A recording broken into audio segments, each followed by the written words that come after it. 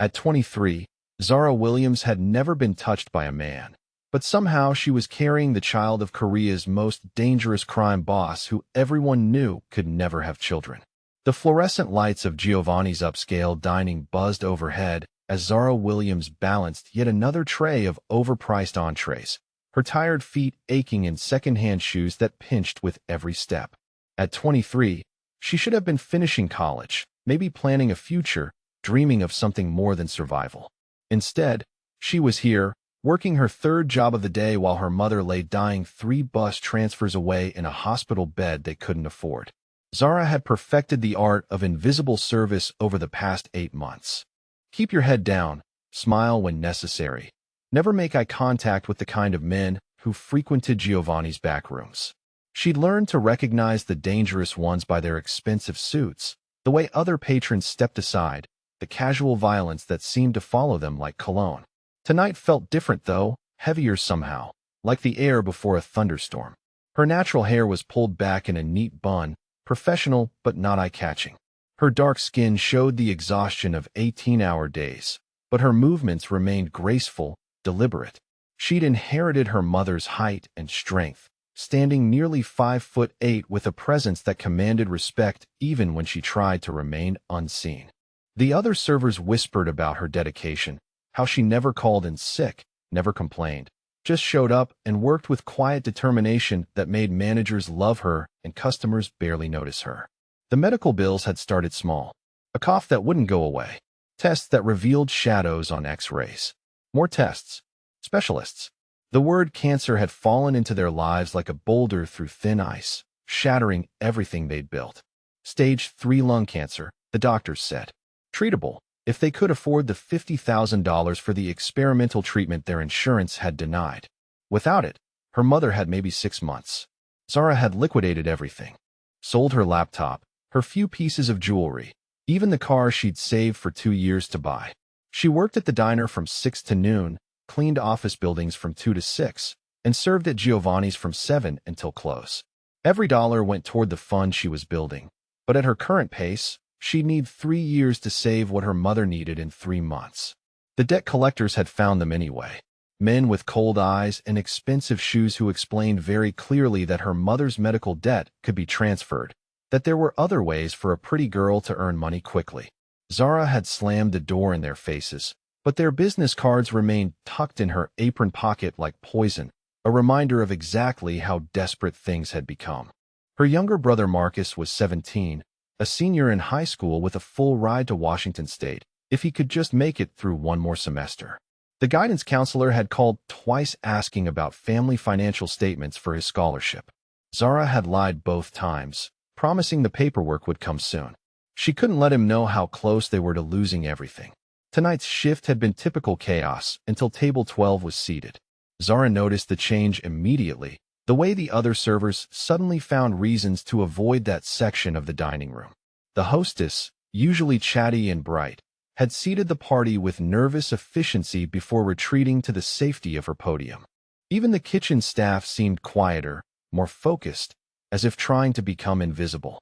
Table 12 held 4 men in immaculate dark suits, but Zara's attention immediately fixed on the one facing the dining room. Korean, she thought, though she wasn't entirely sure. Late 30s, with sharp features that belonged in a magazine and dark hair styled with expensive precision. His suit probably cost more than she made in 6 months, and he wore it with the kind of casual elegance that suggested money had never been a concern. But it was his eyes that made her stomach tighten with instinctive wariness. Dark, intelligent, and completely cold, they missed nothing as they surveyed the restaurant like a predator cataloging prey. The other servers had mysteriously developed urgent tasks elsewhere, leaving Zara to approach table 12 with a notepad and the kind of professional smile she'd perfected over months of serving difficult customers. As she walked closer, she caught fragments of their conversation, conducted in rapid Korean that sounded more like business than pleasure. Documents were spread across the white tablecloth, and one of the men was pointing to what looked like architectural drawings. "Excuse me, gentlemen," Zara said, her voice steady despite the way her heart had started racing. "Welcome to Giovanni's. Can I start you off with something to drink?" The conversation stopped immediately. For pairs of eyes turned to her, but only one pair mattered. The Korean man in the expensive suit studied her face with an intensity that made her want to step backward. His gaze moved over her features slowly, analytically, as if he was memorizing every detail.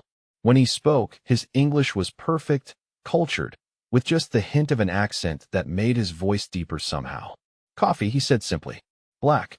The others ordered wine, expensive bottles that would cost her a week's salary, but Zara barely heard them. Something about the man's attention felt different from the usual customer assessment. He wasn't looking at her like service staff or like the kind of men who occasionally try to slip her phone numbers with their tips. He was looking at her like she was a puzzle he needed to solve. "I'll be right back with those drinks," she managed, turning away from table 12 with relief flooding her system. In the kitchen, she leaned against the coffee station and tried to steady her breathing. 3 hours left in her shift. She could handle this. She'd handled worse. The drinks went out without incident. The expensive wine was poured and tasted.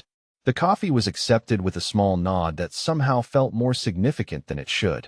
But as Zara turned to leave, her tired foot caught the leg of a nearby chair. She stumbled, not enough to fall, but enough to send a splash of the remaining coffee across the documents spread on their table. The silence was immediate and terrifying. Zara watched in horror as dark liquid seeped across what were obviously important papers, some kind of blueprints or contracts now ruined by her clumsiness. In the sudden quiet, she could hear her own heartbeat thundering in her ears.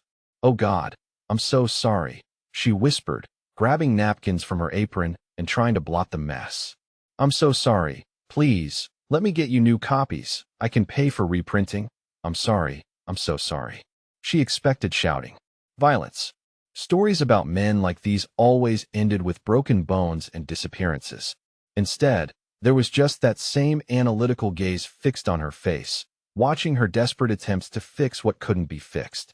"Stop," the Korean man said quietly, and Zara's hands froze above the sodden papers. She looked up to find him studying her with something that might have been curiosity. "You're afraid." It wasn't a question, and somehow that made it worse.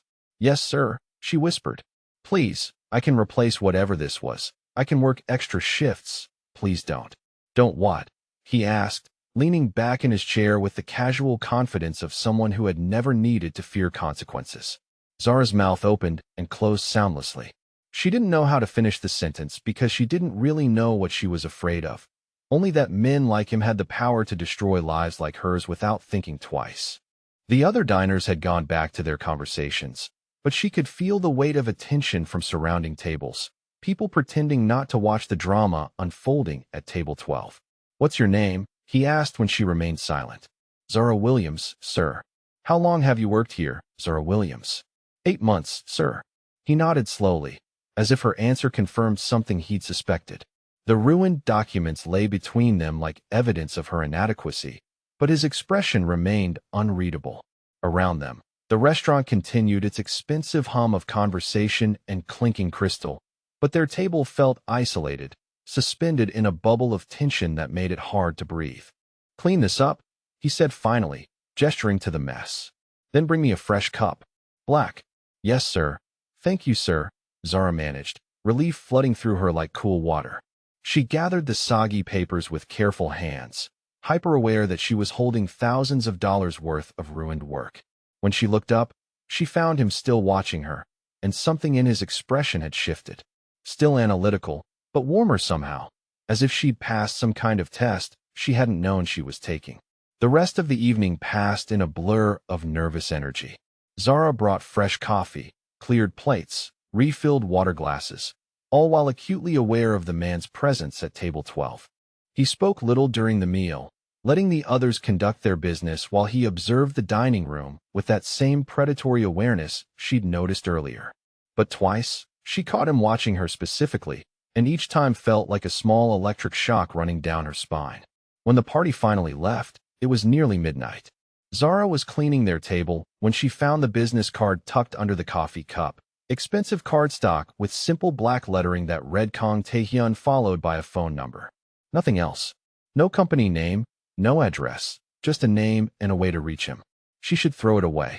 Whatever kind of business this man conducted in back rooms and expensive restaurants, she wanted no part of it. But as she stared at the elegant script, she thought about medical bills and debt collectors and the impossible distance between what she needed and what she could earn through honest work. The card felt heavy in her fingers, weighted with possibilities she didn't dare consider. That night, riding the last bus toward home, Zara pressed her face against the cold window and tried not to think about dark eyes and expensive suits and the way her name had sounded in a stranger's cultured voice. Seattle's lights blurred past like fallen stars, beautiful and unreachable, while in her purse a business card waited like a doorway to somewhere she'd never intended to go.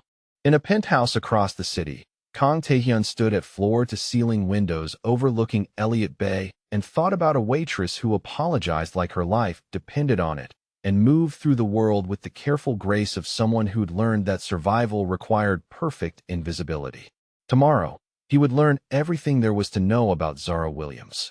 Tonight, he simply wondered what desperation looked like up close and whether it might be exactly what he'd been searching for without knowing it. I'm curious, where are you watching this story from tonight? Does Zara struggle with impossible medical bills and working multiple jobs hit close to home for anyone else in your city or state? There's something heartbreaking about young women carrying weight like this alone. 3 days after the incident at Giovanni's, Kang Taehyun sat in his downtown office reviewing a manila folder that contained everything there was to know about Zara Williams. The information painted a picture of systematic desperation that he found both predictable and oddly compelling. 23 years old, born in Tacoma to Linda Williams, a former nurse who'd raised her children alone after their father abandoned the family when Zara was 12. High school valedictorian with a full scholarship to University of Washington, where she'd completed 2 years of pre-med before her mother's diagnosis forced her to withdraw and enter the workforce full-time. No criminal record, not even a parking ticket. Bank account balance of $3,214. Outstanding medical debt of $47,000 and climbing. What interested Taehyun most was what the report didn't contain. No boyfriends, current or former. No social media presence beyond a dormant Facebook account from college. No recreational activities, no friendships maintained beyond work relationships. Zara Williams existed in a carefully controlled bubble of responsibility and exhaustion, invisible by choice and circumstance. The investigation had also revealed the visits from Castellano's debt collectors, men who worked for a loan shark operation that specialized in medical debt acquisition. Taehyun knew their methods intimately. They bought desperate people's debt for pennies on the dollar, then used increasingly creative collection techniques until their victims either paid in cash or found other ways to settle their obligations. For a young woman like Zara, those other ways were limited and ugly. Taehyun closed the folder and steepled his fingers, considering his options. He'd built his empire on the principle that everything and everyone had a price, but some transactions required more delicate handling than others. What he was contemplating would need to appear as opportunity, not coercion, even though the end result would be the same. Zara Williams would enter his world willingly, or she wouldn't enter it at all. His phone buzzed with a text message from his security chief. Package delivered. Taehyun smiled coldly and returned his attention to the Seattle skyline beyond his windows. Sometimes the best way to present an opportunity was to eliminate all other alternatives first. Zara was walking home from her cleaning job when she noticed the black sedan following her. At first, she told herself it was paranoia, the kind of hypervigilance that came from working too many late shifts in questionable neighborhoods. But when the car took the same 3 turns she did, maintaining exactly the same distance, her mouth went dry with recognition. She'd seen this car before, parked outside their apartment building, outside the diner where she worked mornings, outside Giovanni's when her shift ended. Someone was watching her, and given her family's recent visitors, she had a sick feeling she knew why. The sedan pulled ahead of her just as she reached the corner of Pine and Broadway, blocking her path to the bus stop. 3 men climbed out with the unhurried confidence of predators who knew their prey had nowhere to run. Zara recognized the leader from her apartment building, a thick-set man with dead eyes and expensive shoes who'd introduced himself as Tony 2 weeks ago. "Miss Williams," Tony said, his voice carrying the kind of false friendliness that made her skin crawl. "We need to talk." "I told you before," Zara said, clutching her purse strapped tighter and looking around for escape routes or witnesses. I don't have your money yet. I need more time. Time's up, sweetheart. Tony stepped closer, and Zara caught the scent of expensive aftershave and something metallic that might have been blood. Mr. Castellano is tired of waiting. Your mother's debt has been transferred to a new account, and the terms have changed. What does that mean? Zara whispered, though she suspected she already knew. The other two men had moved to flank her, cutting off any chance of running. Means you got two choices, Tony continued, pulling out his phone and showing her a photograph that made her stomach lurch. A young woman, maybe Zara's age, lying unconscious in what looked like a shipping container. Pretty girl, like you can earn back 47 grand in about 6 months if you're willing to work for it. International clients pay premium for the exotic types. The photograph swam in Zara's vision as the full horror of what he was suggesting hit her. They weren't just collecting debt anymore. They were recruiting inventory for a business that turned women into commodities. Her knees nearly buckled as she understood how thoroughly trapped she'd become. You're insane, she managed, her voice barely a whisper. I'll call the police. With what? Tony asked, gesturing to the empty street around them. Your phone that got disconnected yesterday because you couldn't pay the bill. Your family that's depending on you to save them. Face it, sweetheart. You got no options left except the ones we're giving you. Zara's mind raced desperately, searching for alternatives that didn't exist. They were right about everything. Her phone had been disconnected. Her mother was dying. Marcus needed his scholarship. And she was standing on a deserted street corner with 3 men who clearly had no intention of letting her walk away. Option 2, Tony continued, stepping close enough that she could feel his breath on her face, is we take what we're owed out of your brother's hide. Kid's got a bright future. Be a shame if something happened to him before graduation. Accidents happen all the time in high school parking lots. The threat against Marcus broke something inside Zara's chest. She'd spent 5 years protecting him, sacrificing everything to keep him safe and give him opportunities she'd never had. The idea of these men laying hands on her baby brother filled her with a rage so pure it temporarily overrode her fear. Don't touch him, she said, her voice gaining strength. He doesn't know anything about this. He's just a kid. Then you better make sure he stays safe, Tony replied with a smile that contained no warmth. Get in the car, Miss Williams. We're going to introduce you to your new career path. Zara looked at the sedan with its tinted windows and understood that getting inside meant disappearing forever. But refusing meant watching her brother become collateral damage in a game she'd never meant to play. Her hands shook as she took a step toward the car, her mind screaming protests her body ignored. The black Mercedes that pulled up behind the sedan moved with such silent precision that nobody noticed it until the doors opened. Zara heard Tony's sharp intake of breath, and turned to see Kang Taehyun stepping onto the sidewalk with 2 men who looked like they'd been carved from granite. He was dressed in the same immaculate style she remembered from the restaurant. But there was something different about his presence now, something predatory and absolutely controlled. Gentlemen, Taehyun said, his voice carrying easily in the night air. I think there's been a misunderstanding. Tony's confidence evaporated instantly. Mr. Kang, he stammered, we didn't know you had an interest in this situation. We're just collecting on legitimate debt. Taehyun's dark eyes moved over the scene with clinical assessment, taking in Zara's terrified expression, the men's positions, the sedan blocking her escape. When he spoke again, his voice was soft and absolutely terrifying. Miss Williams is under my protection now. Her debt has been purchased and forgiven. I suggest you return to Mr. Castellano and inform him that any future interest in this woman or her family will be considered a personal insult to me. The change in Tony's demeanor was immediate and complete. The swaggering predator became a nervous subordinate in the space of a heartbeat, all pretense of control abandoned in the face of genuine power. Of course, Mr. Kang. No disrespect intended. We'll make sure Mr. Castellano understands the situation has changed. See that you do, Taehyun replied. He gestured almost casually, and his 2 companions stepped forward just enough to make their intentions clear. I trust this will be the last time I need to address this matter. Tony and his men retreated to their sedan with the haste of small predators who'd suddenly encountered a larger one. Within seconds, they were gone, leaving Zara alone on the sidewalk with her unexpected savior and his silent guards. Miss Williams, Taehyun said, turning his full attention to her for the first time. Are you injured? Zara shook her head, not trusting her voice.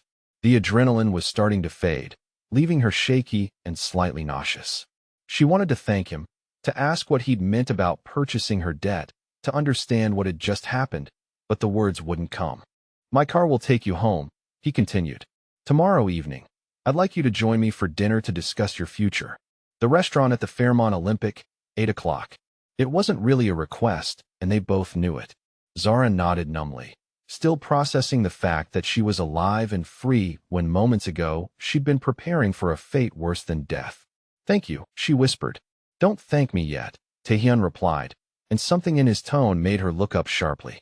His expression was unreadable, but there was an intensity in his gaze that reminded her this man was dangerous in ways she was only beginning to understand. "What I'm offering isn't charity, Miss Williams.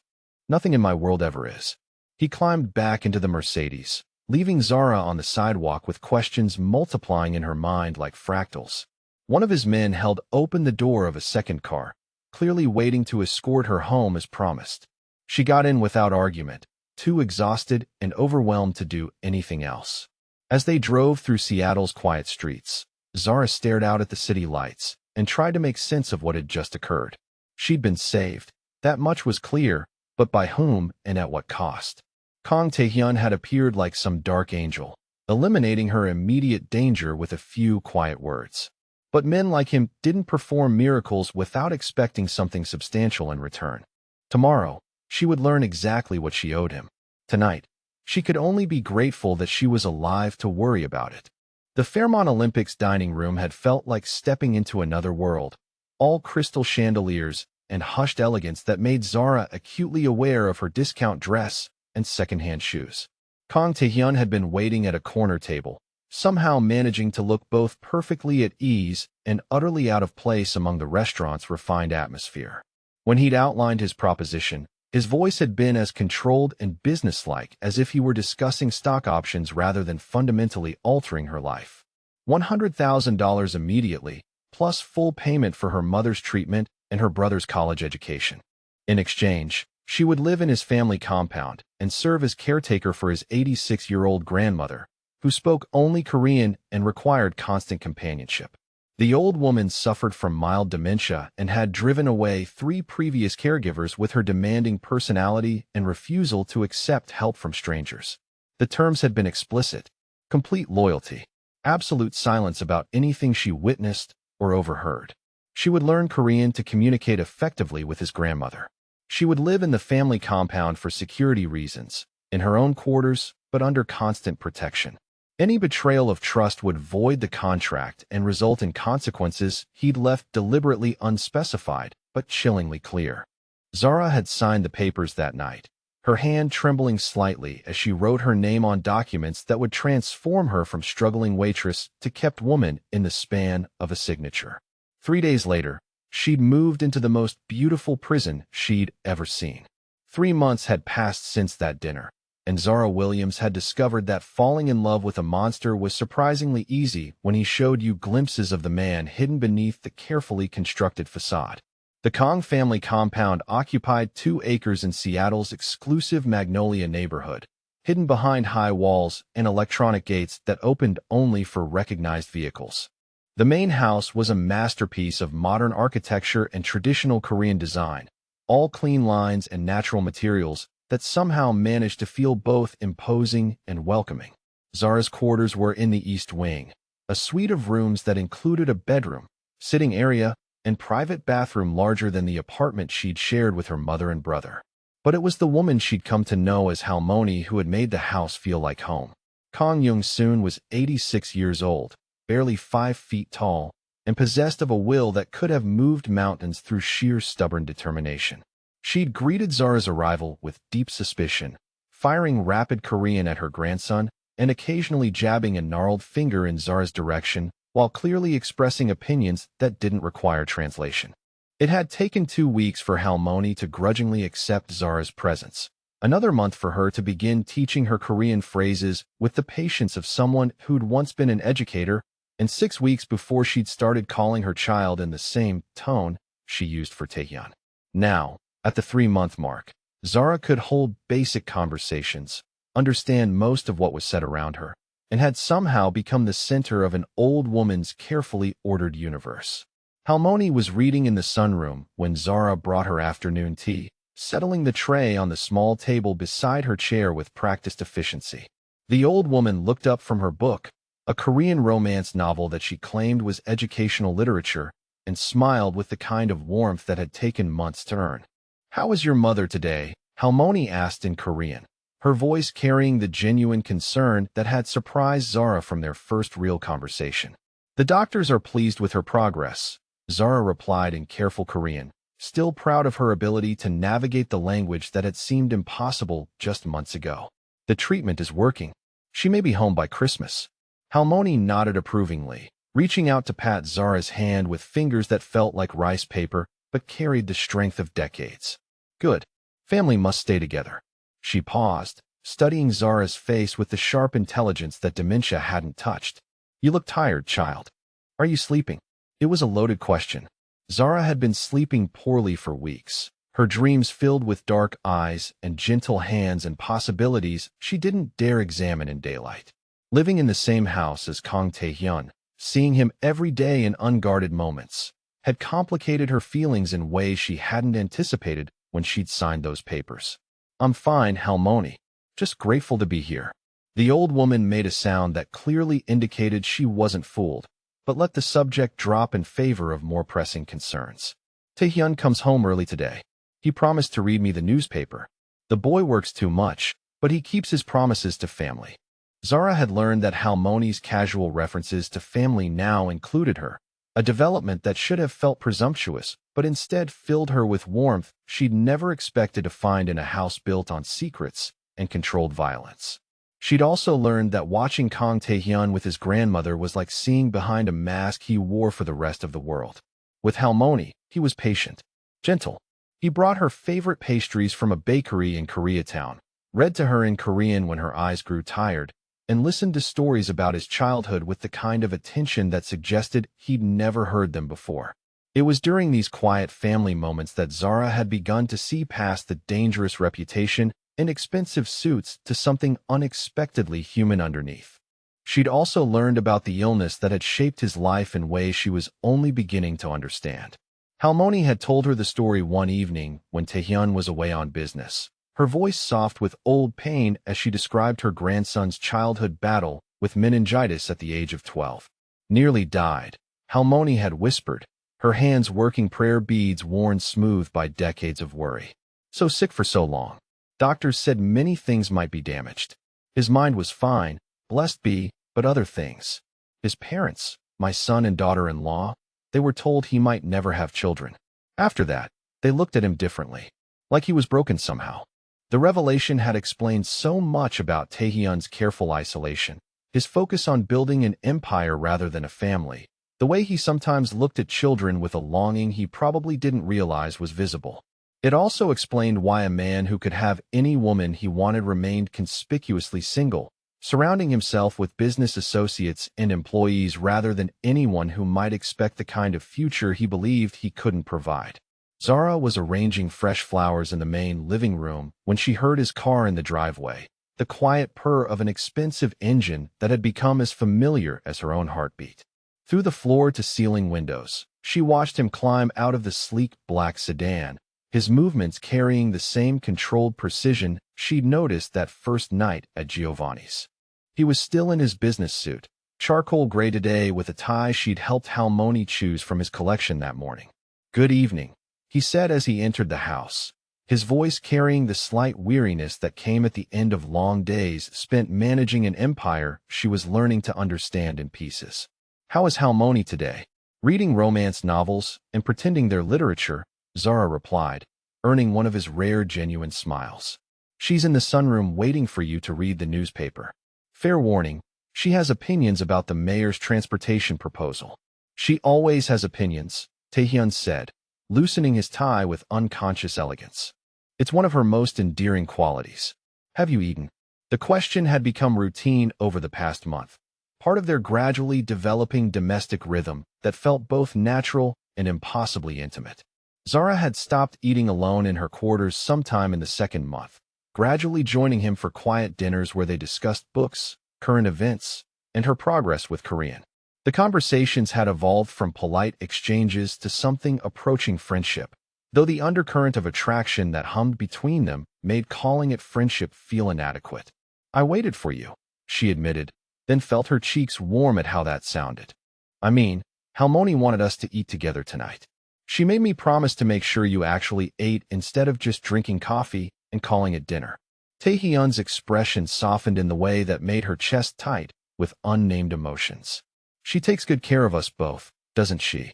The word "us" sent warmth spreading through Zara's chest like hot tea on a cold morning. Somewhere over the past 3 months, she'd stopped being an employee and become something harder to define. Not quite family, but more than a stranger. Someone who belonged in this house of careful traditions and unspoken rules. Dinner was traditional Korean cuisine prepared by Mrs. Chun, the housekeeper who'd worked for the family for over a decade and treated Zara with the respectful warmth reserved for honored guests. They ate in comfortable silence broken by easy conversation about Zara's Korean lessons, Halmoni's health, and Taehyun's careful questions about her mother's treatment progress. It was while they were sharing dessert that Zara finally worked up the courage to ask the question that had been occupying her thoughts for weeks. "Do you ever regret not having a family of your own?" Taehyun's spoon paused halfway to his mouth, and for a moment she thought she'd overstepped the careful boundaries of their relationship. When he finally answered, his voice carried a weight that suggested this was territory he rarely explored, even in his own thoughts.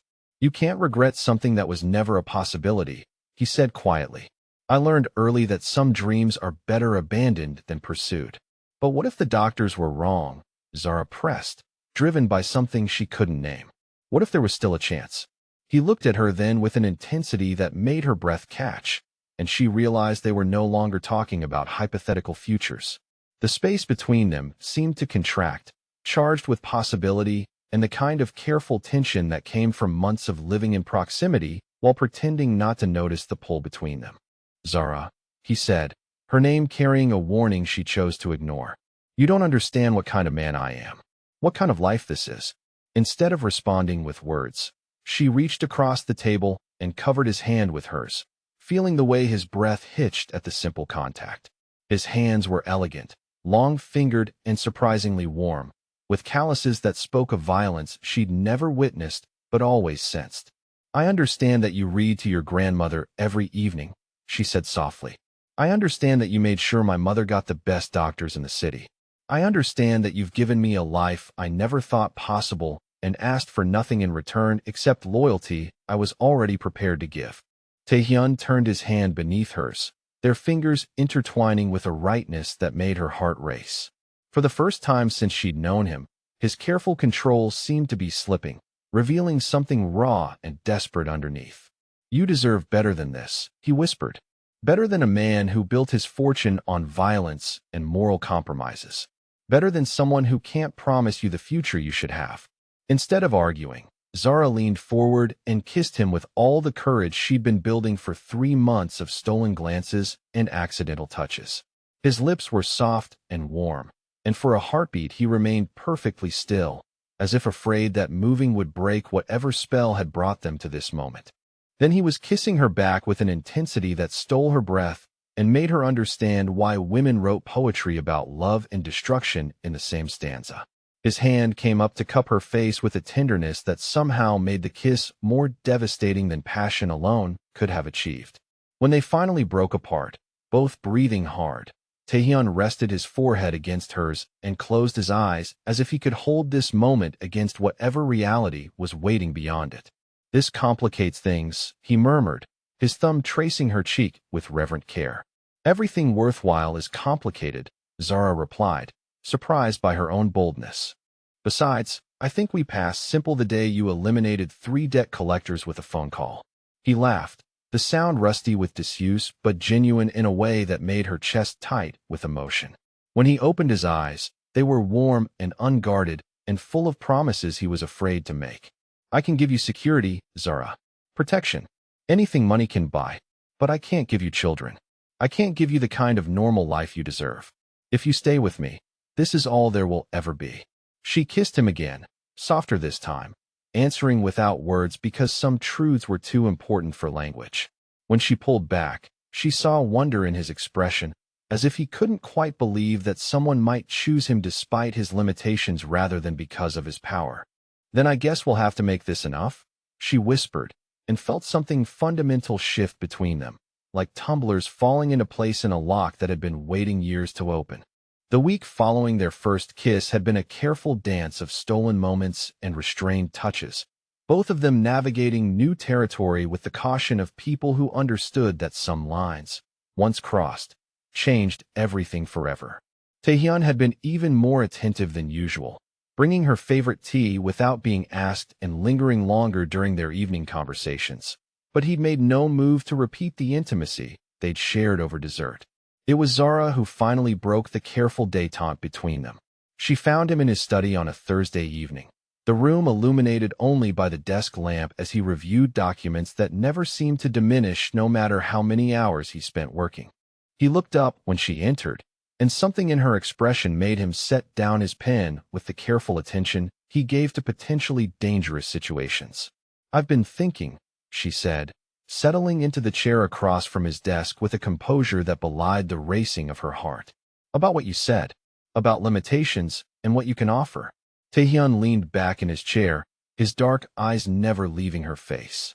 "And what conclusion have you reached?" "That I'm 23 years old, and I've never made a single decision based on what I wanted rather than what other people needed." She met his gaze steadily, drawing courage from the warmth she found there. "I've never been touched by a man, never been kissed before you, never even imagined I could want someone the way I want you."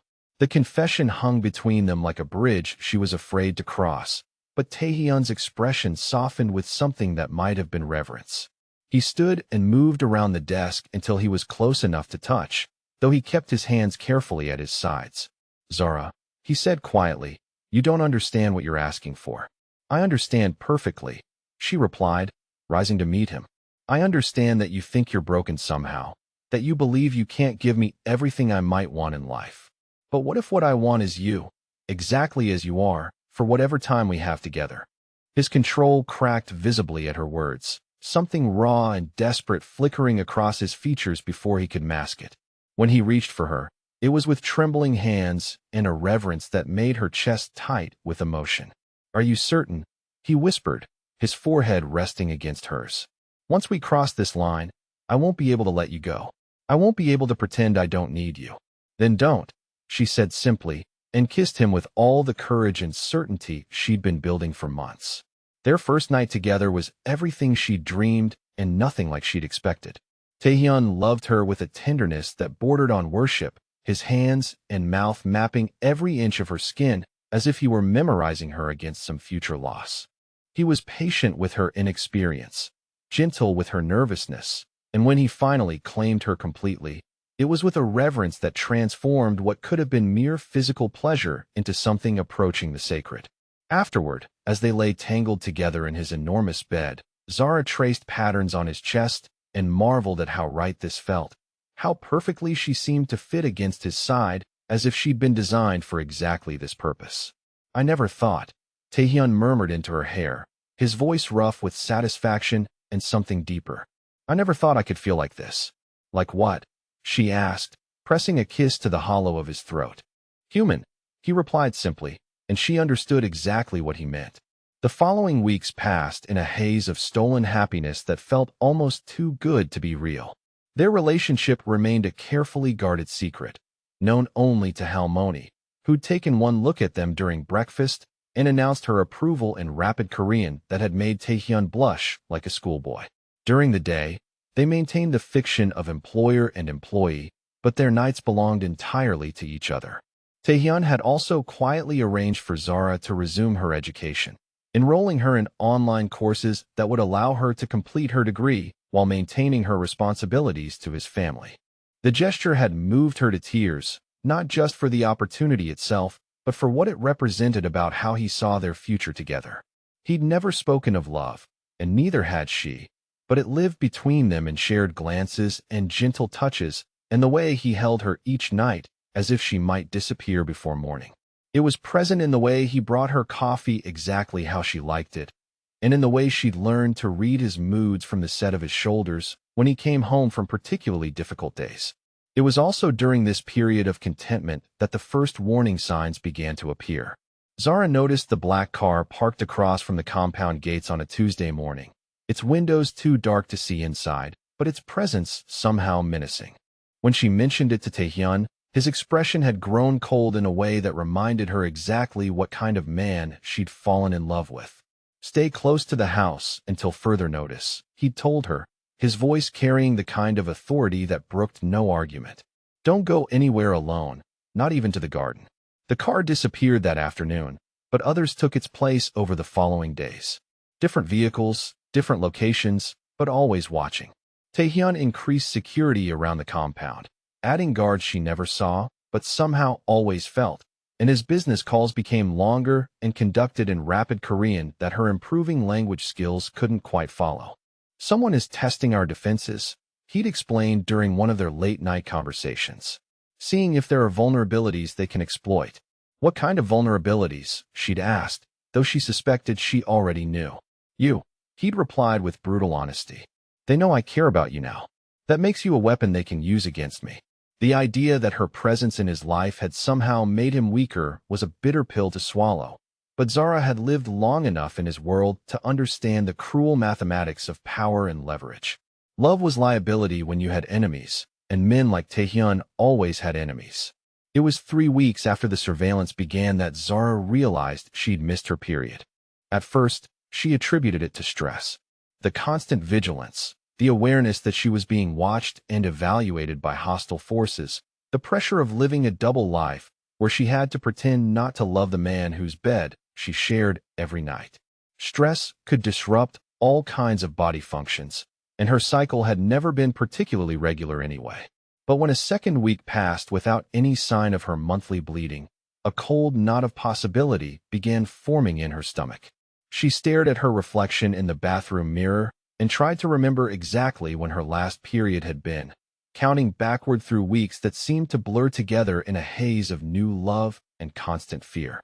The pregnancy test she bought during a carefully planned trip to the pharmacy felt like holding evidence of a crime she hadn't meant to commit. She waited until Taehyun was away on business and Halmoni was napping to take it, her hands shaking as she followed the simple instructions that could change everything. 2 lines appeared in the little window like a verdict she wasn't prepared to hear. Positive. Definitely, unmistakably positive. Zara sank onto the bathroom floor, the test clutched in nerveless fingers as the full implications crashed over her like a wave. She was pregnant, carrying the child of a man who'd told her explicitly that children were an impossibility, who'd warned her that a family was something he could never provide. The man who'd built his identity around being damaged in exactly this way.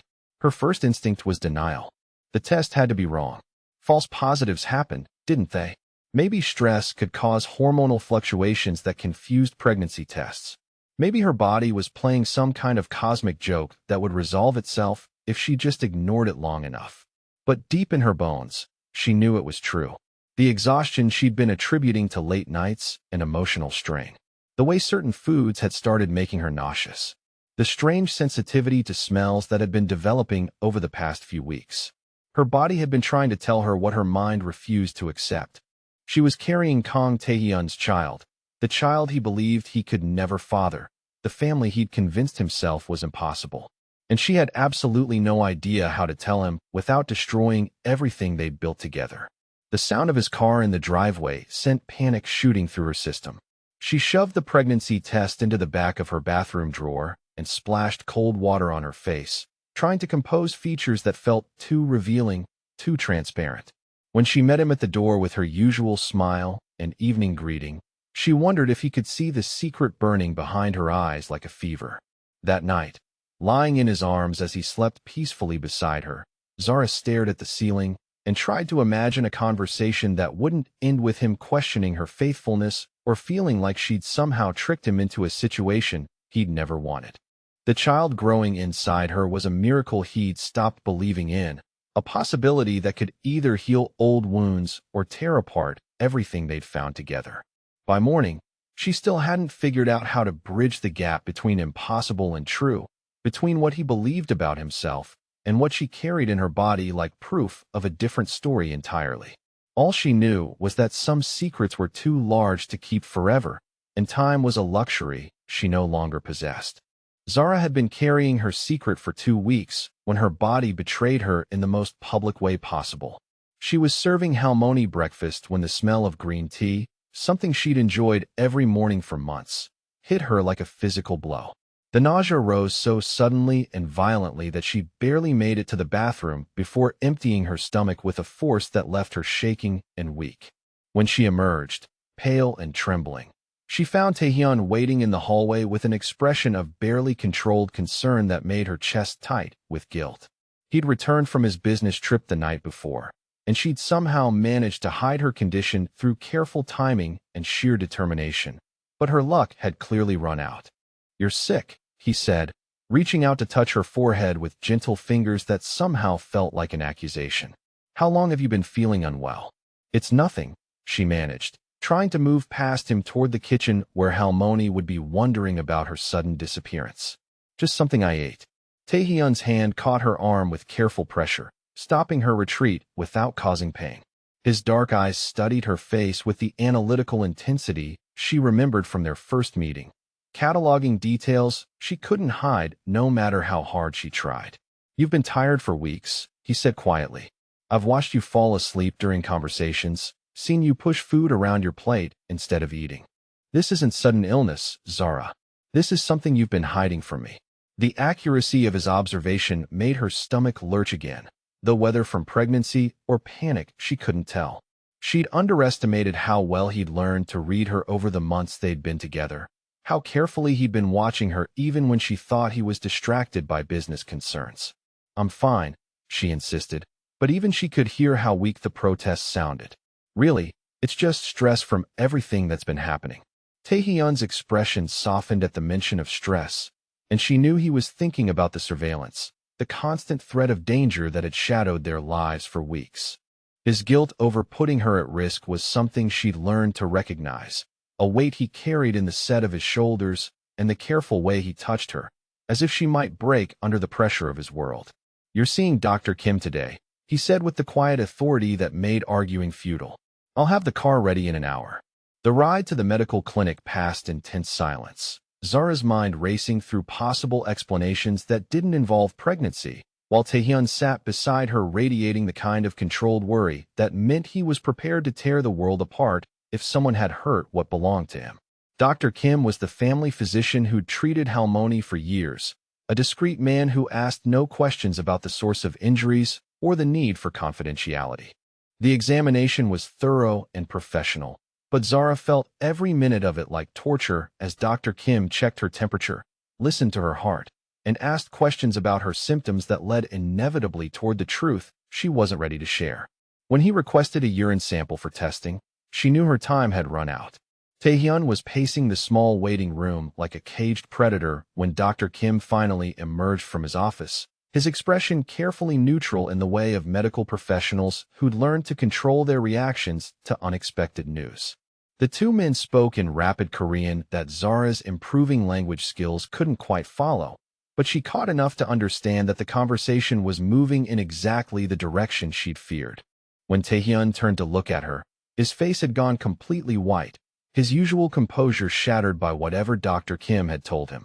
He moved toward her with the careful precision of someone who was afraid his legs might not support him, his dark eyes wide with something between wonder and terror. "You're pregnant," he said, the words emerging as barely more than a whisper. "The test is positive." Zara nodded, unable to speak past the lump of emotion that had lodged in her throat. She watched him process the information, saw the exact moment when disbelief gave way to something more complex and devastating. "That's impossible," he continued, his voice gaining strength as logic reasserted itself. "The doctors told me. After the meningitis, they said, I can't."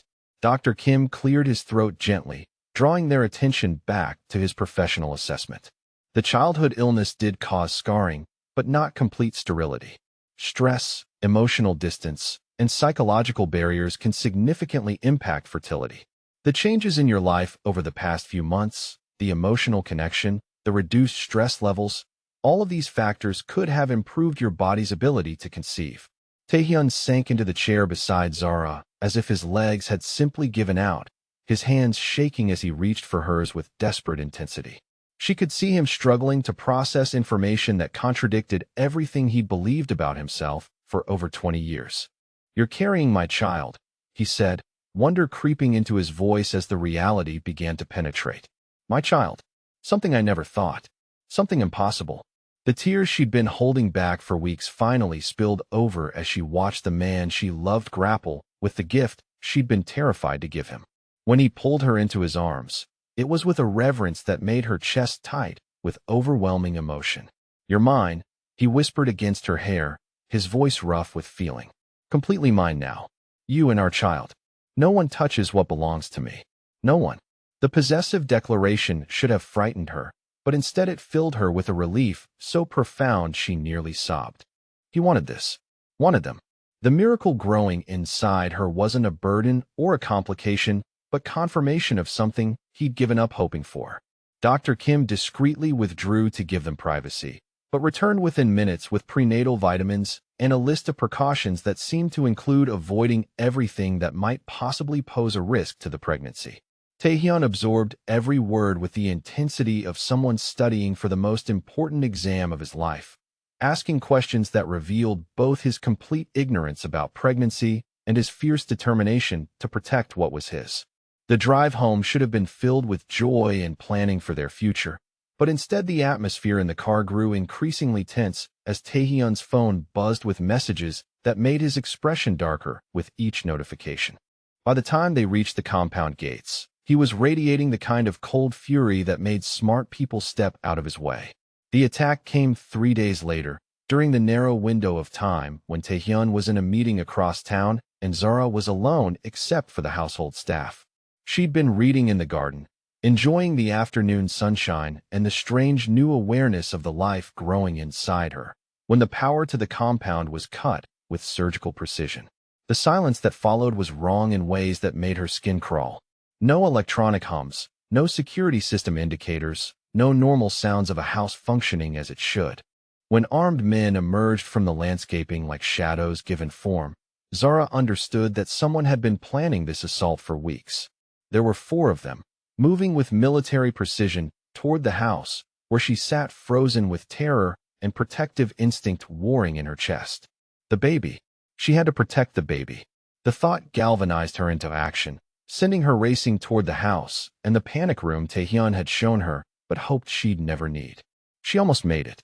The safe room was 20 feet away when hands caught her arms, spinning her around to face men with dead eyes and weapons that gleamed dully in the emergency lighting. The leader, a scarred man with the kind of smile that belonged in nightmares, studied her face with satisfaction. "Miss Williams," he said in accented English that sounded vaguely Russian. "You're coming with us. Mr. Kong needs to learn that his reach isn't as long as he thinks."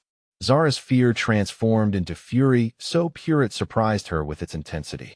These men had come into her home, threatened her family, and now they wanted to use her pregnancy as leverage against the man she loved. Every protective instinct she'd inherited from generations of strong women crystallized into determination that burned away terror. "I don't think so," she said, and drove her knee into the nearest attacker's groin with enough force to drop him to his knees. She'd grown up in neighborhoods where self-defense wasn't optional, and months of good nutrition and security had restored strength she'd forgotten she possessed. The element of surprise bought her precious seconds. She broke free of their grip and ran toward the panic button hidden beside the front door, her heart hammering with adrenaline and desperate hope.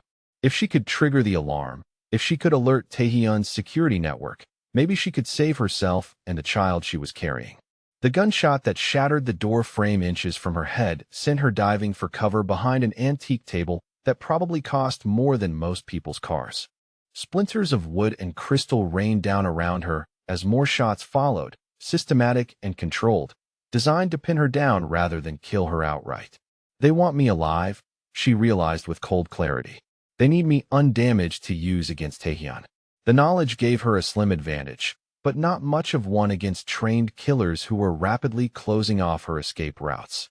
She was calculating her chances of reaching the kitchen where knives and other potential weapons waited when the front door exploded inward with enough force to take it completely off its hinges. Taehyun appeared in the opening like an avenging angel, flanked by men whose presence filled the spacious foyer with lethal intent.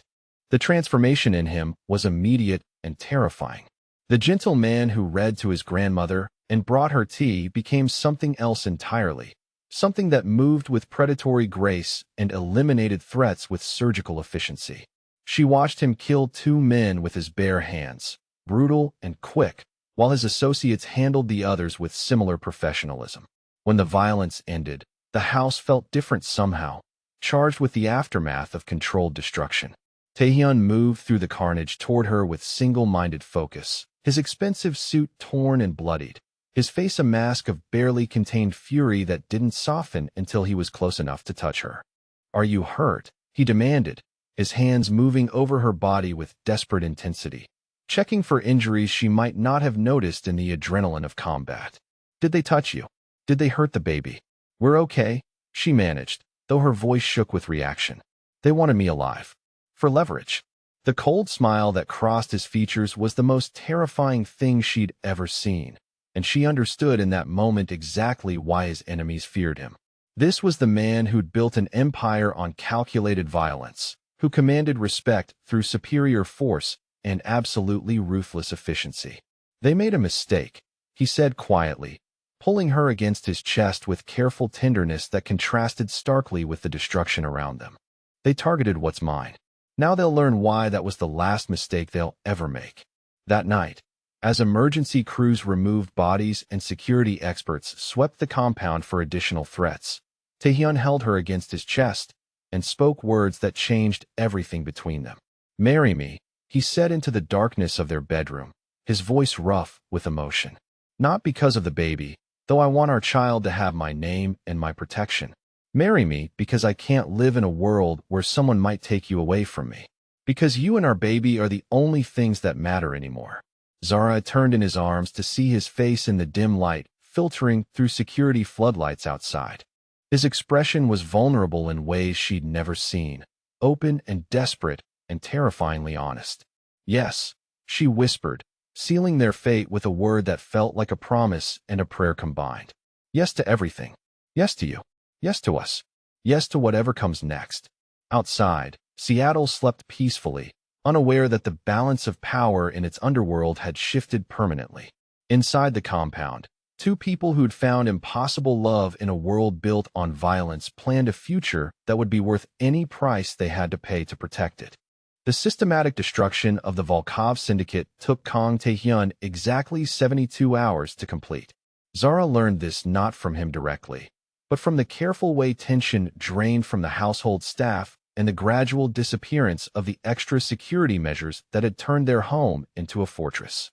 When he finally returned from what he'd euphemistically called business meetings, his expensive suits were pristine and his hands were clean, but something fundamental had shifted in his bearing. He moved like a man who'd permanently eliminated every threat to what he cherished most. They were married on a Thursday morning in October, in the traditional Korean ceremony Halmoni had insisted upon with the fierce determination of an elderly woman who'd waited 8 decades to see her grandson properly settled. Zara wore a hanbok of deep red silk that had belonged to Taehyun's great-grandmother, the intricate embroidery somehow managing to accommodate her growing belly while maintaining the garment's elegant lines. The ceremony itself was small and private, witnessed only by Halmoni, Dr. Kim, and Mrs. Chun, who wept openly as they exchanged vows in both Korean and English. Taehyun had written his own vows, delivered in the mixture of languages that had become their private communication, promising to protect their family with his life and love her with the devotion she deserved. When he lifted her veil to kiss her as his wife, Zara saw wonder in his dark eyes, as if he still couldn't quite believe that impossible things sometimes came true for men like him. The baby chose that moment to kick, a flutter of movement that made them both laugh through their tears. Halmoni's blessing came that evening, delivered in rapid Korean over a traditional wedding feast that Mrs. Chun had spent days preparing. The old woman's words were formal and ceremonial, but her eyes were bright with joy as she officially welcomed Zara as her granddaughter and expressed her excitement about becoming a great-grandmother. "You have given my boy what I could not," Halmoni said in careful English, her gnarled hands covering Zara's where they rested on her expanding belly. "You have made him whole. You have given him hope for tomorrow instead of just yesterday." The restructuring of Taehyun's empire began within the week. Zara discovered her husband was far more than the dangerous criminal she'd first assumed, watching as he systematically transformed holdings built on violence into legitimate enterprises that would provide clean legacy for their child. The shipping companies became above-board import-export businesses. The protection rackets evolved into private security firms. Real estate investments shifted toward community development projects that brought jobs and stability to neighborhoods that had known neither. It was during these transformations that Zara realized her own role was evolving as well. Taehyun began consulting her on decisions that affected people rather than profit margins, valuing her perspective on community impact and ethical considerations that had never factored into his previous calculations. Her education and social work, interrupted years ago by family crisis, suddenly became relevant in ways that made her an equal partner rather than a protected possession. The new compound they moved to in November was a masterpiece of security and comfort, designed specifically to accommodate a growing family while maintaining the vigilance necessary for people in their position. The main house was larger than their previous home, but somehow felt more intimate, with wide windows that let in natural light and rooms designed for children to play safely while their parents conducted the business of building an empire. The nursery was Taehyun's obsession, a room where he spent hours installing security measures disguised as colorful decorations and selecting furniture that met standards of safety she hadn't known existed. He read parenting books with the same intensity he'd once applied to military strategy, taking notes and asking Dr. Kim questions that revealed both his excitement and his terror about becoming a father. Their son's impending arrival had also brought out protective instincts in Taehyun that bordered on comical if they hadn't been so deeply felt. He'd hired 3 different security firms to ensure complete coverage of the compound, installed backup power systems that could run the house for weeks, and created contingency plans for every possible emergency scenario involving pregnancy, birth, or infant care. Zara's own transformation was quieter, but no less profound. The frightened young woman who'd spilled coffee on dangerous documents had evolved into someone who could command respect from hardened criminals and negotiate community development deals with city officials. She discovered she had a talent for bridging worlds, translating between Taehyun's sometimes brutal efficiency and the needs of people who'd never had anyone fight for them. The pregnancy progressed smoothly despite the dramatic circumstances of its early months. Dr. Kim pronounced both mother and baby healthy at each appointment, and the ultrasounds that decorated Taehyun's office showed a child who seemed determined to arrive with all the stubborn strength of both his parents. They'd chosen names carefully, honoring both their heritages while ensuring their son would carry the protection of the Kong family name. As winter settled over Seattle, the last vestiges of old threats were systematically eliminated. The men who'd attempted to kidnap Zara belonged to an organization that simply ceased to exist, their leadership vanishing and their operations dissolved without fanfare or explanation. Other potential enemies received careful messages about the consequences of threatening Kong family interests, delivered through channels that ensured complete understanding without requiring explicit threats. By December, Taehyun could walk through Seattle's Koreatown with his pregnant wife on his arm, accepting congratulations from shopkeepers who remembered when he'd been a dangerous young man with nothing to lose. The transformation was visible to anyone who looked closely.